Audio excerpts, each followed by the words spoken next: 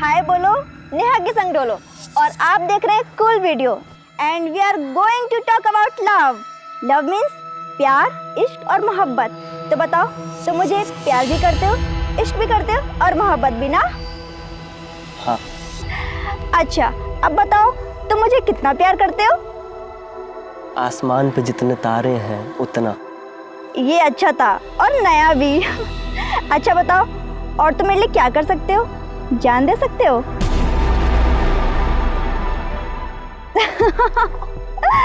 I'm just joking. आप देख रहे हैं कूल वीडियो नॉटी नेहाज नौटंकी। And now Ramesh, Ramesh, Ramesh, Ramesh.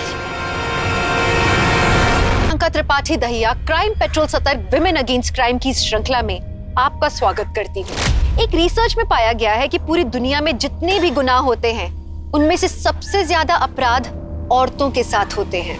कभी आपने सोचा है ऐसा क्यों होता है? क्यों औरतों को ज्यादा शिकार बनाया जाता है? औरतों के साथ जोर जबरदस्ती करने वाले मर्दों को क्यों ऐसा लगता है कि उन्हें पुरुषार्थ का सर्टिफिकेट मिल गया?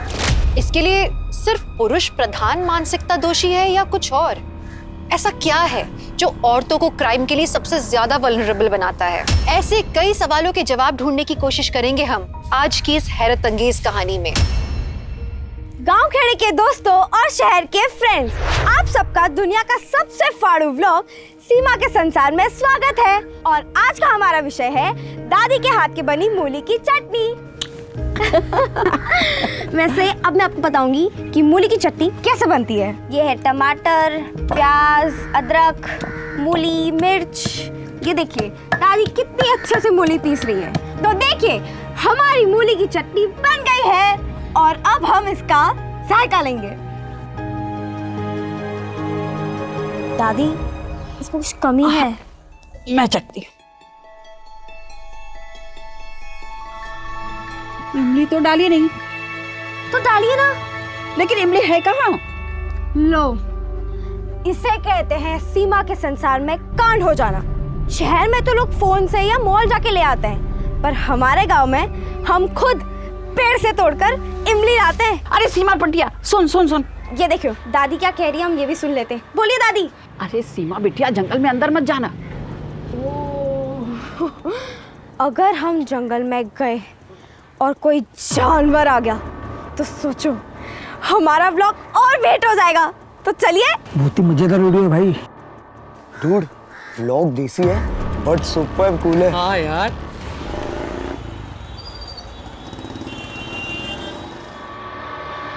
नमस्कार सर जी। चंदन सेठ, आप और यहाँ बैठिए। अरे सर जी, आप तो हमारे भगवान हैं, हम आपके पुजारी हैं। अब पुजारी मंदिर नहीं जाएगा तो और कहाँ जाएगा? प्रसाद भी लाया हूँ, भोग चढ़ाने। बस आपका आशीर्वाद हम पर बना रहे। टैक्स डिफॉल्टर का जो केस चलाया ना आपने मेरे खिलाफ, उसे वापस लीजिए। सारे सबूत डिस्ट्रॉय कर दीजिए।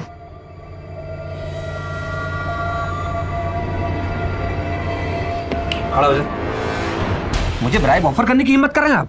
लगता है आपको इज्जत हजम नहीं हो रही। अगर आपके इस टैक्स के चलते मेरे धंधे में नुकसान हुआ ना, तो उसकी कीमत आपको चुकानी होगी। अरे बीवी बच्चे वाले हैं आप, मुझसे बैर लग के अच्छा नहीं कर रहे। चंदन जी, निकल जाइए यहाँ से।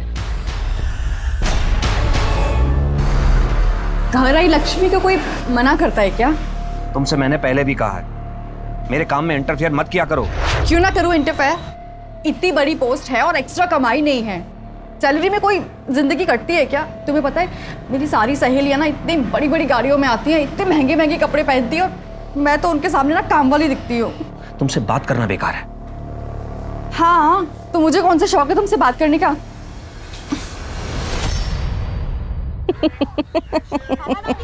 क्या बात है, बड़ी मुस्कुरा रही है? देखिए ना, हमारी बिटिया कितनी प्यारी लग रही है। हाँ, वीडियो भी तो कितना शानदार लग रहा है? यही दिमाग अगर पढ़ाई लिखाई में लगाया होता तो? हमें पढ़ाना लिखाना नहीं है उसे, कोई डॉक्टर या इंजीनियर नहीं बनाना है।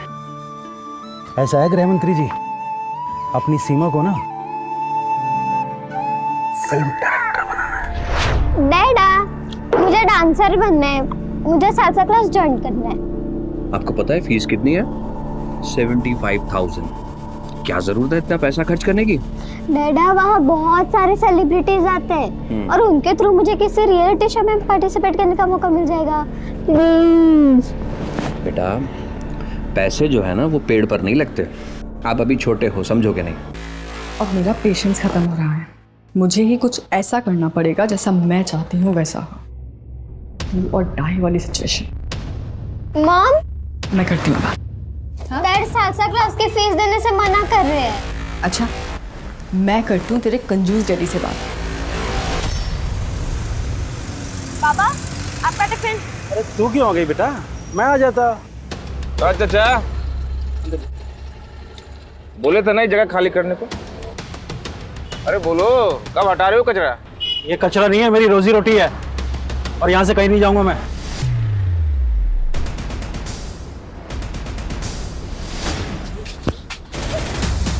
पापा, क्यों मारा मेरे पापा को?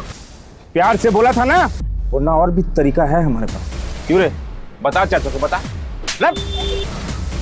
या तो ये जगह खुद खाली कर, नहीं तो तेरी बेटी से शादी कर ये जगह दहेज में ले लूंगा। खबरदार, अगर मेरी बेटी की तरफ आग उठाकर भी देखा तो हटा चमचे। क्या किया तुमने? पापा, अब देख तो। चुपचाप जगह खाली कर।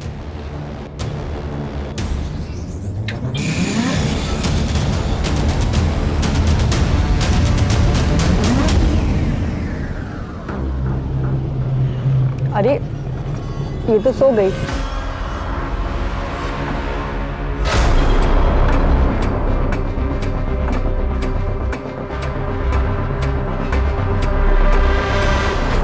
अरे ये बीच रोड पे कौन?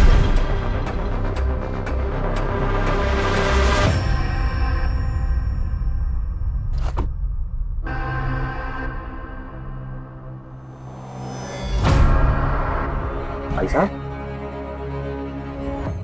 भाई साहब,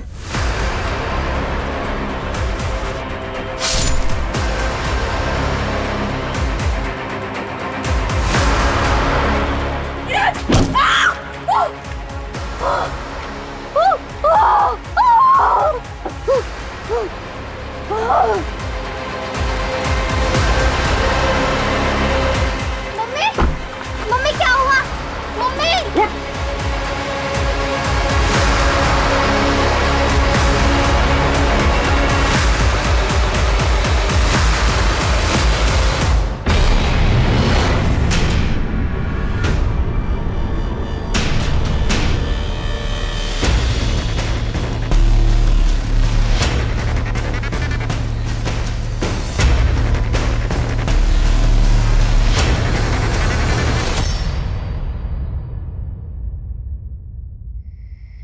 मना कर रही थी दुकान पे जाने के लिए, पर नहीं, बाबा के लिए टिफिन लेके जाना है। गई तो गई, पर तुझे क्या जरूरत थी उन गुंडों के सामने जाने की?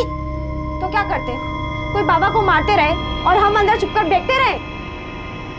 अब तुझे ये समझाना पड़ेगा, जवान होती लड़कियां माँ बाप के लिए कितनी बड़ी कमजोरी होती है। हम कमजोरी नहीं, ताकत है अपने बाबा की। आइए पापा। तेरी माँ ठीक तो कह रही है बेटा। अब खड़ी क्या है? जाकर अंदर देख दादी ने काढ़ा बनाया कि नहीं। तो गांव खेड़ा के दोस्तों और शहर के फ्रेंड्स, सीमा के संसार में आप सबका फिर से स्वागत है। माँ बाप कभी भी ज्ञान दे सकते हैं, उनका ज्ञान तो कभी खत्म ही नहीं होता। पर अब हम ज्ञान से दूर जाते हैं और देखते हैं कि दादी काढ़ा कैसे बना रही है। काढ़ा रेडी? अरे खाक रेडी है, ना तो अजवाइन है और ना ही लौंग। रुक, मैं लेके आती हूँ। नहीं, आप रहने दीजिए, मैं लेके आती हूँ। तो फ्रेंड्स, चलो हम लौंग और अजवाइन लेके आते हैं। अरे सुन, इतनी रात को कहाँ जा रही? अरे कहाँ जा रही है तू? सीमा, इसका तो भगवान ही मालिक है, सुनती ही नहीं है बिल्कुल। तो देखा दोस्तों, मैंने कैसे एकदम चालाकी से सस्ते में ये लौंग और अजवाइन ले ली। वैसे आपको मुझसे ये चालाकी सीख लेनी चाहिए।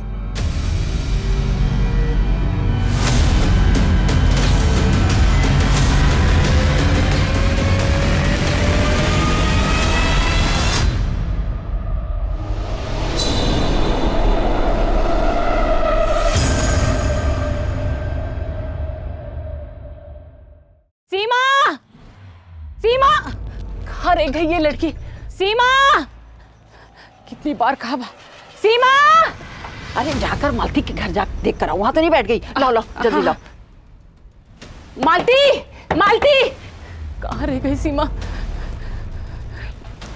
क्या हुआ? सीमा यहाँ आई है क्या? यहाँ तो नहीं आई। सीमा कहाँ गई होगी? सीमा, सीमा, सीमा, दुकान गई थी ना, मैं दुकानदार से पूछ के आता हूँ।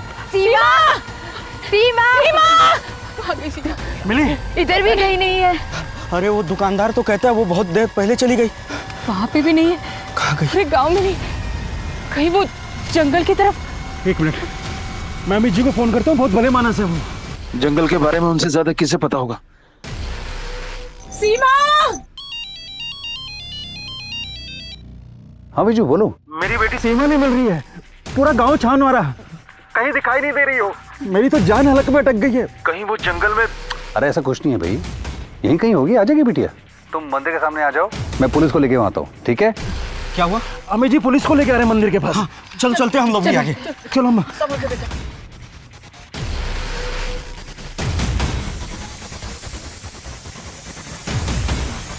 मैंने पुलिस को इन्फॉर्म किया, पुलिस आती होगी।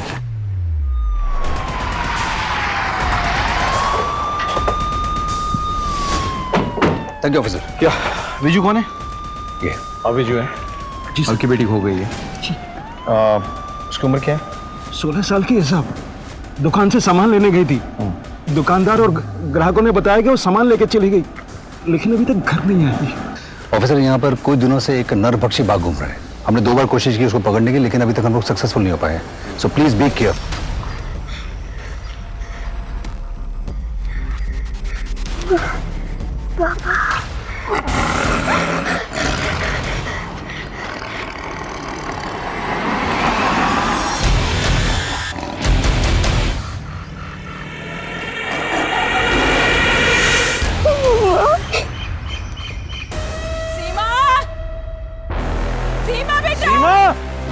सीमा,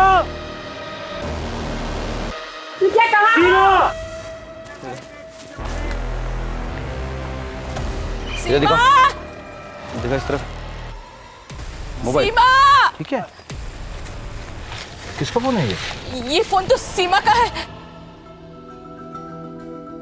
तो नहीं कहा था ना कि तुझे इंटरनेट वाला मोबाइल चाहिए? थैंक यू बाबा, मोबाइल बहुत अच्छा है। नहीं सर, मोबाइल लॉक्ड है। पासवर्ड है आपके पास? ठीक है, लेकिन अगर सीमा के फोन यहाँ पे है तो फिर सीमा कहीं आसपास ही होगी ना, यहीं पे कहीं, या हो सकता है उसे कोई खींच कर ले गया हो यहाँ से। लेकिन जमीन ठोस होने की वजह से क्लियर फुटप्रिंट्स नहीं बन पा रही हैं। ये समझ नहीं आ पा रहा कि ये इंसान ने किया है या जानवर ने किया है। विजू जी, आपको किसी पे शक है? मतलब सीमा से किसी की दुश्मनी, किसी ने उसे छेड़ा वेड़ा हो, कोई है ऐसा? साहब आज दोपहर में नंदू से कहा सुनी हो गई थी। या तो यह जगह खुद खाली कर, नहीं तो तेरी बेटी से शादी कर ये जगह दहेज में ले लूंगा। नंदू, हम ऐसा करते हैं कि हम फैल जाते हैं, मशाल लेके चारों तरफ फैल जाओ। जब तुम नंदू बड़े को उसके घर से उठा ले आओ। सीमा, सीमा, सीमा,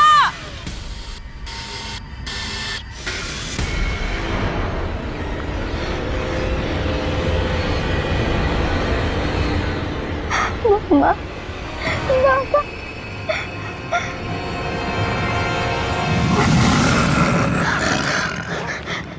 एक तरफ जवान लड़की सीमा के खो जाने से पूरे गांव में सनसनी फैल गई। लोग तरह तरह की बातें करने लगे। दूसरी तरफ जंगल के जानवरों और शेर के कारण गांव में आतंक का माहौल मचा हुआ था और निकिता आदमखोर शेर और जानवर जैसे लोगों से बचने के लिए रात के अंधेरे में सुरक्षित स्थान पर पहुंचने की कोशिश कर रही थी। और सीमा का क्या हुआ था? वो कहां और किस हालत में थी? सर, फॉरेंसिक टीम से सीमा का मोबाइल अनलॉक करवा लिया है। वंडरफुल। ये लास्ट वीडियो। इसमें तो लग रहा है कि सीमा घर को लौट रही है। हाँ? और फिर वहां से वो जंगल की तरफ चली गई। सर, मोबाइल गिर गया, ये तो समझ में नहीं आ रहा है। सिर्फ इतना कि जो कुछ भी हुआ उसके साथ वो दुकान से लौटते और घर वापस जाते वक्त। जी। हाँ? और कोई वीडियो है क्या? एक और है सर, अरे लाज रख। अरे वो डाल, इसको पीछे डाल। ये वीडियो सीमा के मोबाइल में कैसे? हैं? सीमा ये क्या कर रही थी? कौन सी जगह ये? सर देख के तो पुराने टीले के पीछे वाला हिस्सा लग रहा है। अच्छा, एक और बात सर, इस नंबर से सीमा को बार बार कॉल्स आ रहे थे। इस नंबर पे डिटेल निकालो। चल और एक टीम बनाओ। हम इस पुराने टीले के पीछे जो ये अड्डा है, इस पे तुरंत हवा बोलेंगे।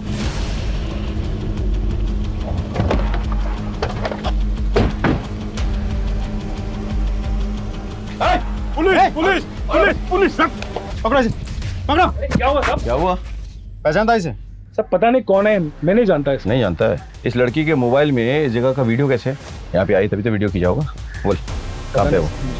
सच बोल रहा हूँ, सच बोल। बताता हूँ सब, बताता हूँ सब। मैं गैर कानूनी शराब का धंधा करता हूँ। उस लड़की का पता नहीं हमारा वीडियो कैसे बनाया उसने, और वो हमें ब्लैकमेल कर रही थी। ब्लैकमेल कर रही थी, इसलिए तूने ऐसा हुआ किया? सब मुझे कहाँ पे रखा उसका बोल? सब मुझे नहीं पता। सब मेरा यकीन मानो, मैंने जांच नहीं किया। सब अरेस्ट।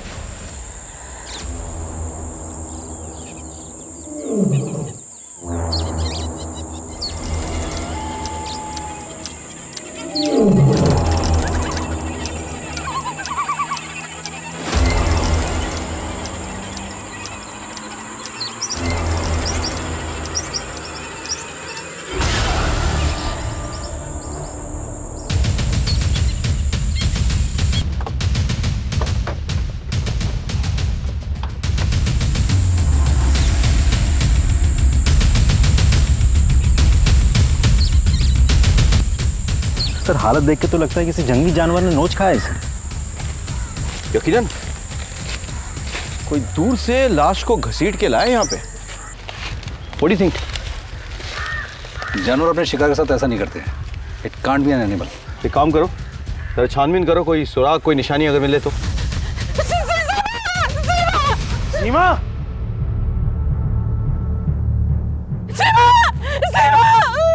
मेरे बच्चे का क्या हुआ? लाश का पंचनामा करके पोस्टमार्टम के लिए भेजो। ठीक है? और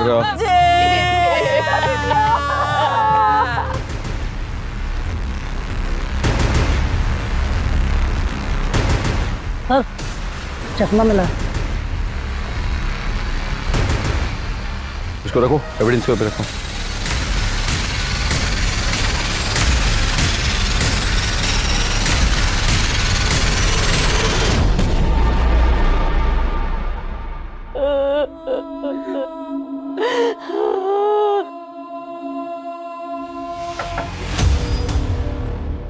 माफी चाहूंगा लेकिन हमें अपना काम तो करना ही होगा। हमें सीमा के सामान की जांच करनी होगी।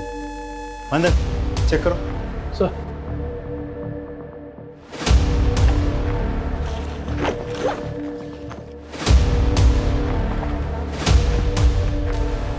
सर, लव लेटर्स है सर। लाल स्याही है या ब्लड है? किसी ऋषि ने लिखा है। सीमा को कैसे जानता है?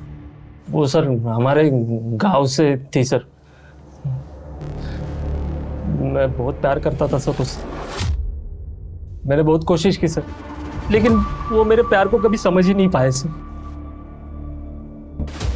तेरे हाथ में ये क्या निशान है? वो सर मैं अपने खून से सीमा को लव लेटर लिखा करता था।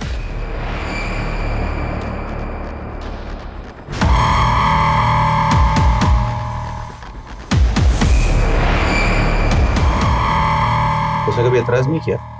किसी से कोई शिकायत नहीं की उसने? नहीं सर, इसलिए मुझे लगा कि आज नहीं तो कल, कल नहीं तो परसों वो मेरे प्यार को समझ जाएगी, मुझे हाँ बोल देगी। लेकिन उसके पहले ही मर गई या तूने उसे मार डाला? मैंने? हाँ तूने, क्योंकि उसने तेरे प्यार को ठुकरा दिया था।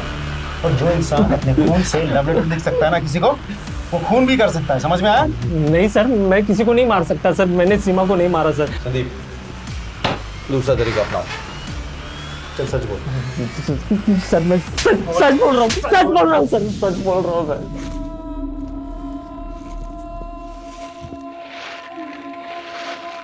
पानी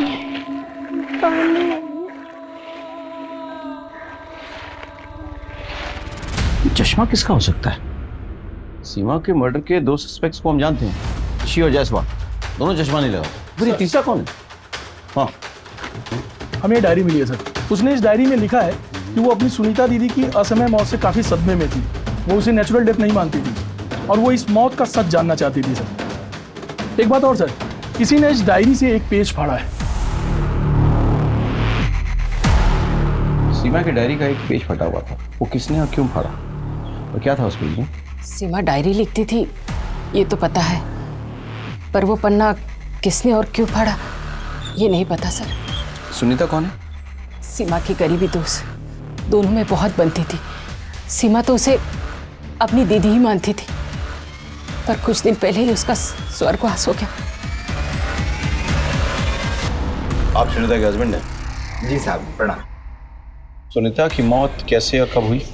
जी, सुनीता बहुत दिनों से बीमार थी और ऐसे में ही वो प्रेग्नेंट हो गई थी। सुनीता, तुम मेरी बात समझ ही नहीं रही हो। देखो हमारे ऑलरेडी 2 बच्चे हैं, फिर तीसरे बच्चे के लिए तुम अपनी जान जोखिम में क्यों डाल रही हो? जरा ठंडे दिमाग से सोचो, गिरा देते हैं इसे। मतलब हम अपने ही बच्चे को गला घोंट के मार डालें? नहीं कर पाऊंगी मैं ये, मुझसे पाप नहीं होगा। सुनीता की कोख उसके बच्चे का बोझ उठा नहीं पाई सर, और कुछ ही दिनों के बाद वो भी स्वर्ग सिधार गई। सीमा ने अपनी डायरी में ऐसा क्यों लिखा कि उसे सुनीता की मौत पे शक है, कि सुनीता की मौत जो है वो नेचुरल नहीं है? ऐसा क्यों लिखा उसे? वो सब तो वो ही जाने, मुझे इसके बारे में कुछ भी पता नहीं। सर, पूछताछ में पता चला कि सीमा की एक क्लासमेट है सर, सपना। अच्छा। दोनों में बहुत अच्छी दोस्ती थी सर, लेकिन घटना के अगले ही दिन सपना अपने मामा के घर चली गई और उसका फ़ोन भी स्विच ऑफ आ रहा है। सपना के मामा का एड्रेस क्या है? इंदौर में लोहा मंडी के पास।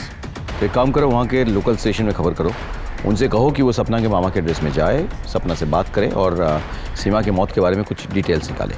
सर, फॉरेंसिक एक्सपर्ट भी आ गए हैं सर अंदर। बुला केविन। सीमा को बेहोश किया गया, फिर उसका रेप हुआ है। रेपिस्ट की कोई निशानी मिले, मतलब जिसको हम सस्पेक्ट के साथ टैली कर सकें? सर, सीमेंट ट्रेसेस तो नहीं मिले और बॉडी पर कोई स्ट्रगल के निशान भी नहीं है। सीमा को ऑलरेडी क्लोरोफॉर्म देकर बेहोश किया गया। उसकी वो वैश्यपन उसी ने किया होगा। किसने? सीमा का चचे ना पाए। सोनू दिमागी रूप से ठीक नहीं था, 1-2 बार तो उसने मेरे साथ जबरदस्ती करने की कोशिश की। किसी तरह मैंने अपने आप को बचाया। इसकी शिकायत मैंने सासू माँ से भी की थी, उन्होंने कहा घर की बात घर में ही दबाए रखो। 1 साल पहले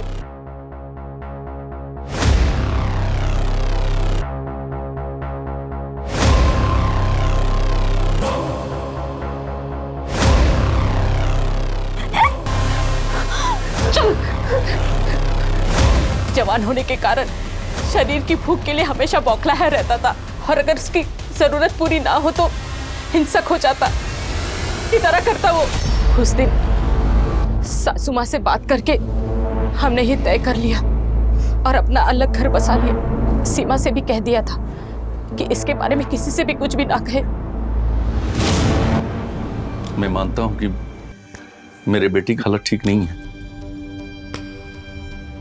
लेकिन वो सीमा के साथ ऐसा कभी नहीं कर सकता है। पहले घर तोड़ा और अब हमारी पुश्तैनी जमीन हड़पना चाहती है। अच्छा, तो इसीलिए कोर्ट केस चल रहा है? जी। रत्ना अच्छी औरत नहीं है, न उसके कोई आगे है न पीछे है।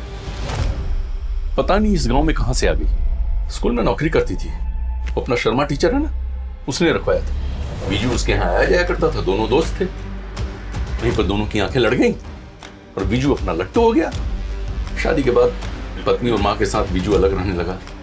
मैंने कभी कुछ नहीं कहा। आज जो हमारे मासूम बेटे के ऊपर रत्ना कर रही है, इसके ऊपर इल्जाम लगा रही है ना, ये ठीक नहीं है। ये बताइए कि सीमा के मौत के वक्त आप कहाँ पे थे? मैं सोनू की इलाज के लिए शहर गया हुआ था। ठीक है।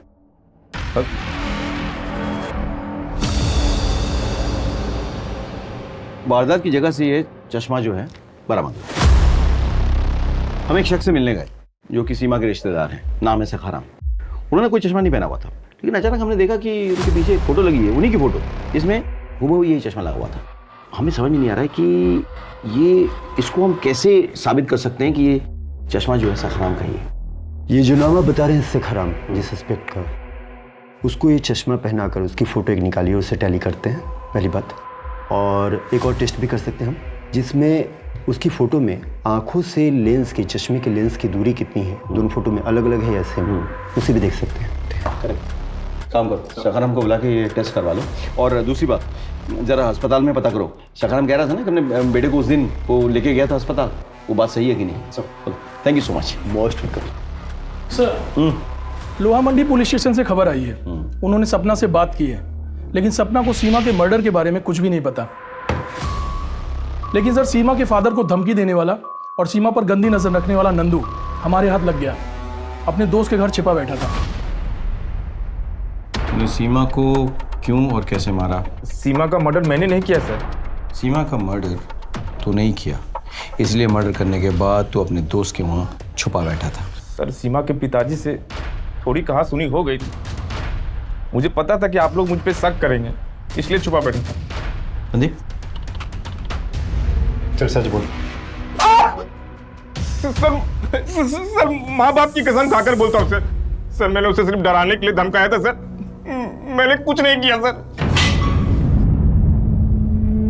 सर, सीमा को जिस नंबर से बार बार फोन आता था वो विधान का नंबर है, उसे लेकर के आया हूँ। तो तुम विधान हो? तुम सीमा को बार बार फोन क्यों करते थे? सर, मैं सीमा के ब्लॉग्स रेगुलर फॉलो करता था। उसकी वीडियोस बहुत ही क्यूट, इनोसेंट बट इंटरेस्टिंग होती थी। मैंने उसका कांटेक्ट नंबर निकाला, उससे बात करने लगा। हम दोनों बहुत जल्दी अच्छे दोस्त बन गए। कभी उसने तुमसे जिक्र किया है कि उसकी किसी से लड़ाई झगड़ा हुआ हो या कोई उसे परेशान कर रहा हो? उसने एक बार मुझसे कहा था कि वो किसी को एक्सपोज करना चाहती, और उसमें उसने मेरी मदद भी मांगी थी। किसी मदद? सर, मैं जर्नलिस्ट हूँ, एक अखबार के लिए काम करता हूँ। तो वो मेरी अखबार में एक न्यूज़ देकर किसी का पर्दाफाश करना चाहती थी। किसका पर्दाफाश? सर, डॉक्टर शुक्ला, गायनोकोलॉजिस्ट है। इनको पहचानते हो? नहीं, कौन है ये? सीमा।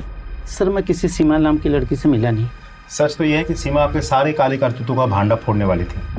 आपको इस बात की भनक लग गई, आपने उसका मर्डर कर दिया। मैं सच ही बता रहा हूँ, इससे मेरा कोई वास्ता नहीं। मैं एक इज्जतदार डॉक्टर हूँ। सर प्लीज़, कुछ इल्ज़ाम लगाने से पहले सोच लीजिए। संदीप सर, सपना इसी एरिया में अपने मामा के घर आई हुई ना? जी सर। मुझे समझ नहीं आ रहा पुलिस मेरे पीछे क्यों पड़ी है। मैं तो सीमा की सिर्फ क्लासमेट थी, उसके साथ ये क्यों हुआ, कैसे हुआ, मुझे कुछ नहीं पता। तुम नहीं चाहती हो कि सीमा को न्याय मिले? उसके साथ जो वहशीपना हुआ वो किसी और के साथ भी हो सकता है ना? सर, मुझे सच में कुछ नहीं मालूम।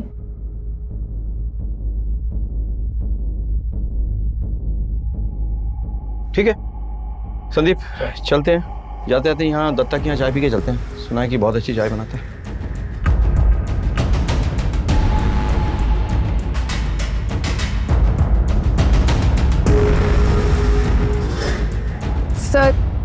सर, मैं सबके सामने नहीं बता सकती सर। सीमा की मौत के बाद मेरे माँ बाप बहुत घबरा गए थे, इसलिए उन्होंने मुझे मामा के घर भेज दिया।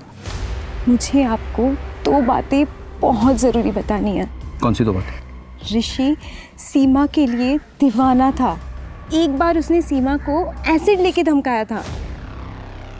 ए, सीमा, अगर तूने मुझे हाँ नहीं बोला ना तो ये देख, एसिड फेंक दूंगा मुंह पे, चेहरा बिगाड़ दूंगा तेरा, समझी ना?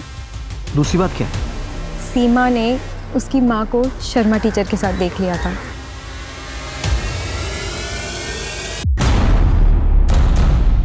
सीमा इस बात को लेकर बहुत दुखी थी सर। अच्छा, सीमा की डायरी में एक पेज मिसिंग है, किसी ने फाड़ दिया है। तुम इस बारे में कुछ जानती हो? नहीं सर। अगर तुम्हें आगे कुछ याद आए या कुछ पता चले तो मुझे ज़रूर याद करना, ठीक है? हाँ जरूर सर। चलो। एसिड लेके लड़की को धमकाता है? गलती हो गई सर, मैं आगे से किसी को धमकाऊंगा नहीं सर, माँ कसम। तेरी धमकी से सीमा डरी नहीं, वो नहीं मानी, इसलिए तूने उसको मार डाला।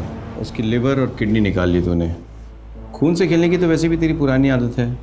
भगवान कसम सर, मैंने किसी को नहीं मारा सर, मैंने सिर्फ उसे धमकाया था। मैंने किसी का मर्डर नहीं किया सर।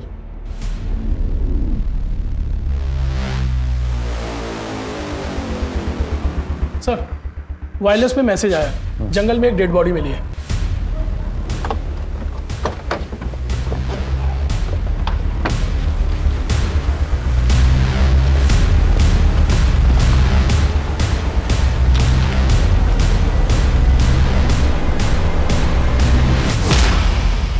तो रत्ना है, सीमा की माँ। सर पे किसी भारी चीज से घाव किया गया है। यहाँ पे घसीटने के निशान है। लेकिन मर्डर यहाँ पे नहीं हुआ है। इसकी बॉडी को घसीट के लाया गया है। चारों ओर देखो जरा, कोई निशानी विशानी मिले तो। लाश का पंचनामा करके पोस्टमार्टम के लिए भेजो। सर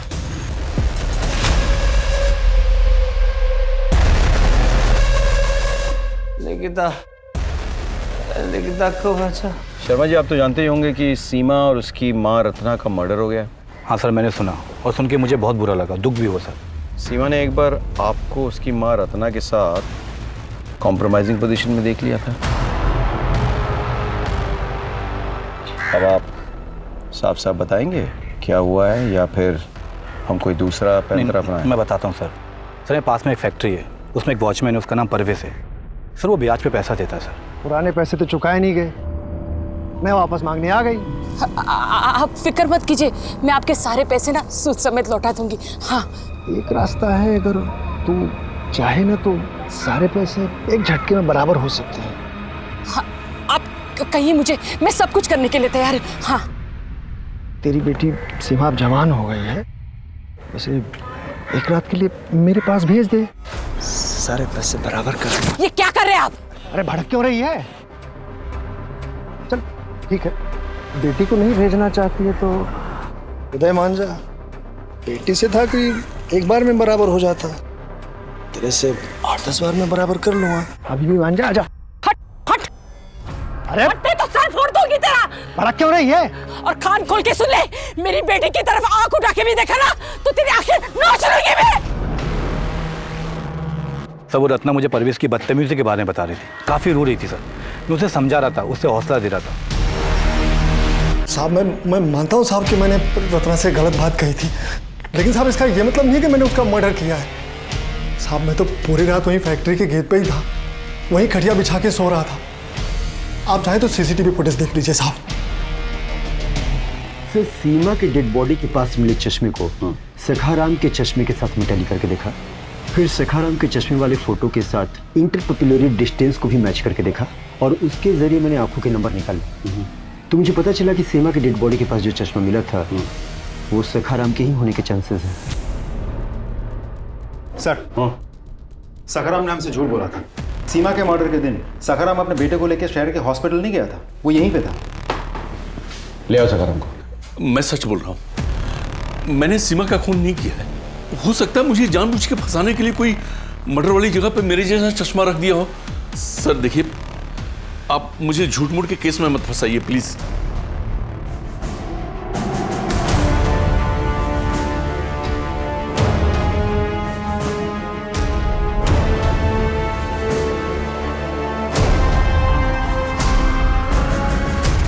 कुछ समझ में नहीं आ रहा है, कुछ तो मिसिंग है, कुछ तो मिसिंग है। माँ बेटी दोनों का मर्डर होता है, लेकिन बेटी के साथ रेप और उसकी बॉडी म्यूटिलेट की जाती है, लेकिन माँ के साथ ऐसा नहीं होता है। लेकिन सर अभी भी मुझे एक बात समझ में नहीं आ रही है, दोनों मर्डर किसी एक ही कातिल ने किया है या अलग अलग कातिलों ने? मुझे सर हाँ, सीमा के मोबाइल से एक वीडियो विधान को भेजा गया था। अच्छा। पर वो डिलीट कर दिया गया था, इसीलिए तब पता नहीं चला।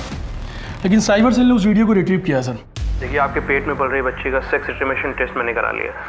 वो लड़का नहीं लड़की है, लेकिन आप चिंता मत कीजिए, आपके पेट में पल रही बच्ची को कहीं गिरवा देंगे। सर ये डॉक्टर श्रीवास्तव हैं। विधान और डॉक्टर श्रीवास्तव की जानकारी निकालते वक्त ये पता चला कि ये दोनों अक्सर आपस में मिलते हैं। सीमा ने मुझे यही वीडियो भेजा था, पर ये इतना ज़्यादा शेकी था कि ना तो चेहरा सही से दिख रहा था और ना ही प्रॉपर एड्रेस समझ आ रहा था। तो मैंने उसे कहा कि दूसरी वीडियो बनानी पड़ेगी, और वो भी मान गई। सीमा से जिसके खिलाफ सबूत इकट्ठा करवा रहा था, उसी डॉक्टर से बार बार मिलने क्यों जाता था? इन्वेस्टिगेटिव जर्नलिस्ट हूँ सर, तो बस कुछ जानकारी इकट्ठी कर रहा था। डॉक्टर शुक्ला के बारे में गलत जानकारी क्यों दी हमें? उसका तो सीमा की मौत से कोई लेना देना नहीं था। क्या आप मुझे बिना कुछ जाने जाने देते? और अगर मैं आपको सब कुछ सच बता देता तो आप हॉस्पिटल चले जाते और डॉक्टर सावधान हो जाता। मेरे तो सारे काम पे करे कराए पे पानी फिर जाता ना। अपनी फाइंडिंग और अपनी स्टोरी कभी किसी के साथ शेयर नहीं कर सकता मैं। सर आप अपना काम कीजिए, मैं अपना काम कर रहा हूँ। डॉक्टर श्रीवास्तव, गैर कानूनी सेक्स डिटर्मिनेशन और अबॉर्शन के केस में आपको अरेस्ट किया जाता है। अरे ये वीडियो इतना शेकी है कि इसमें ढंग से न मेरी शक्ल दिख रही न जगह। ये किसी और का भी तो हो सकता है। आपको लगता नहीं किसी ने मुझे फंसाने के लिए वीडियो आपको भेजा हो? डॉक्टर साहब, सफाई आप कोर्ट में दीजिएगा।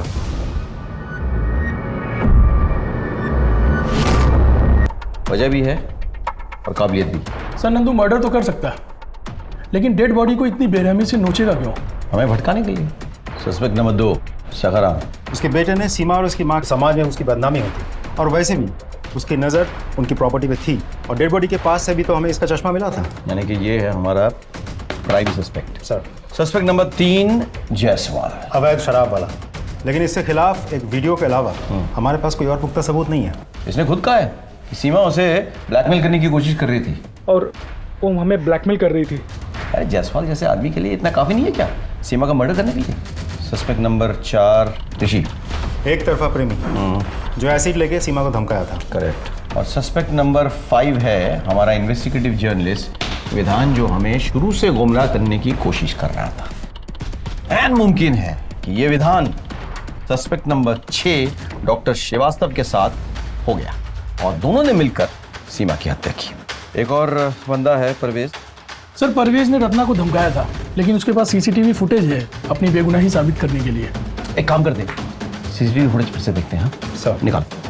ये सर रिवाइंड कर। बस बस बस बस बस बस। ये देखो, देख रहे हो ये गंजा है, लेकिन परवेज के सर पे अच्छे खासे बाल हैं। सच बोल, सच बोल, बोल सोनिया, ये सच है साहब कि सीसीटीवी के सामने मैंने अपने एक दोस्त को लिटाया था साहब, लेकिन मैं रत्ना का मर्डर करने नहीं गया था साहब।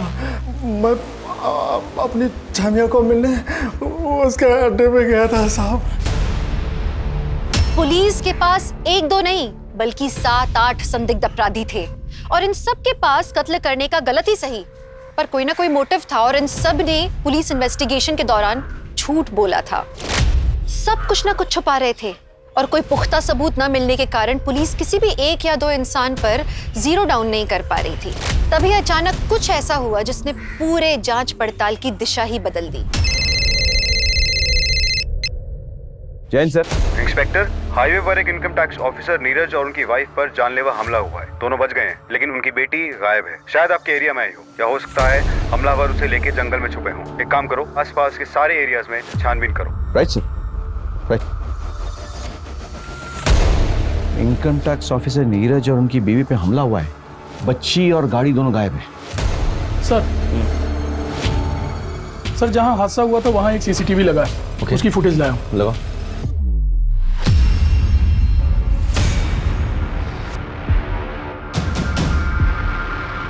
ये लड़की निकिता कहाँ जा रही है? उस तरफ तो जंगल है। हमें उन्हें पकड़ना होगा ये शहर छोड़ने से पहले।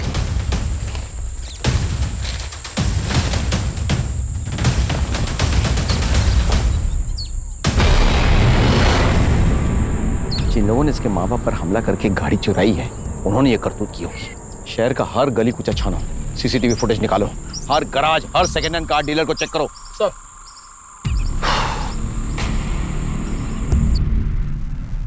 सर नीरज और उसकी बीवी पे हमला करने वाले को अभी पता नहीं चला, लेकिन सर एक सीसीटीवी में वो कार हाईवे छोड़ के अंदर की तरफ जाती हुई दिखाई दी है। उसी तरफ एक गराज भी है सर। मुझे ऐसा लग रहा हो सकता है वो कार गराज की तरफ गई हो। ये गाड़ी यहाँ आई थी? हाँ सर, ये गाड़ी आई थी, अल्टरनेटर की प्रॉब्लम थी और सही होके चली गई। कौन कौन था गाड़ी में, आप जानते हैं उन लोगों को? सर कुछ बाहर के लोग लग रहे थे। ये किसकी गाड़ी है? ये सर अपनी गाड़ी है। काफी धूल मिट्टी जमी हुई है, कब तक खड़ी है गाड़ी? सर इस गाड़ी को एक ड्राइवर चलाता है, कुछ दिन पहले उसने आत्महत्या कर ली। अरे सर वही जिसका वीडियो वायरल चल रहा है। आप देख रहे हैं कूल वीडियो। उसके बाद इसे कोई ले नहीं जाता, मनौती लगा दी साले ने। ये इंडिकेटर कैसे टूटा? उसी के हाथों टूटा था सर। बोल रहा था कि सैलरी में कटवा देंगे। कब टूटा? बाजार वाले दिन टूटा था सर, बुधवार को। उस दिन ये गाड़ी कौन भाड़े पे लेके गया था? उस दिन तो रमेश का चाचा आया हुआ था सर। वही दोनों अपने पर्सनल काम से गए हुए थे।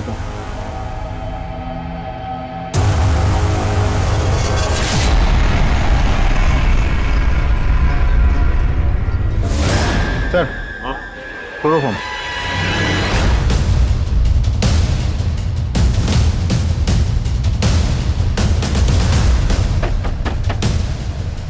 क्या बात है?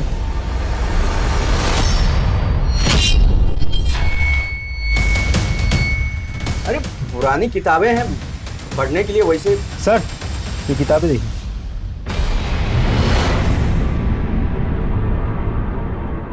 रमेश तेरी बहन का बेटा है। सीमा तेरे साली की बेटी थी। सीमा का रेप हुआ, मर्डर हुआ। वारदात की जगह से रमेश की गाड़ी की टेल लाइट मिली और तेरा चश्मा। और बाकी की कहानी तू अपने मुंह से बताएगा या फिर ये तेरे हलक से निकलेगा? मुझे बच्चा नहीं हो रहा था, हम बहुत परेशान थे साहब। हम एक तांत्रिक बाबा के पास गए। उसने मुझे गुप्त मंत्र दिया और ये किताबें दी। उसने कहा कि इसमें संतान प्राप्ति के जो कर्मकांड लिखे हैं वो पूरा करो, फिर संतान का योग बन जाएगा।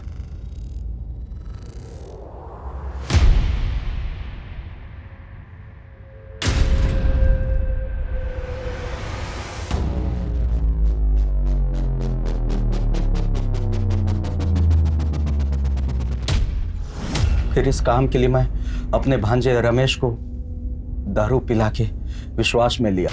फिर एक घने जंगल में देखा और पश्चाताप हुआ और इसी पछतावे में आके वो अपनी जान दी थी। रत्ना को क्यों मारा? उस दिन हम तांत्रिक के कहे अनुसार सीमा के लीवर किडनी का कर्मकांड कर ही रहे थे, तभी अचानक रत्ना आ गई। अरे दीदी, दीदी सुनो। सीमा ने मुझसे कहा था कुछ दिन पहले तुम लोगों का एक तांत्रिक से मिलते और कर्मकांड की बातें करते हुए सुना था। उसने ये सब अपनी एक डायरी में लिखा था। जब मैंने वो पढ़ा तो मैंने वो पढ़ना फाड़ दिया और उसे कहा कि अपनी मौसी और मौसा के बारे में ऐसे मत लिखो। ये कपड़ा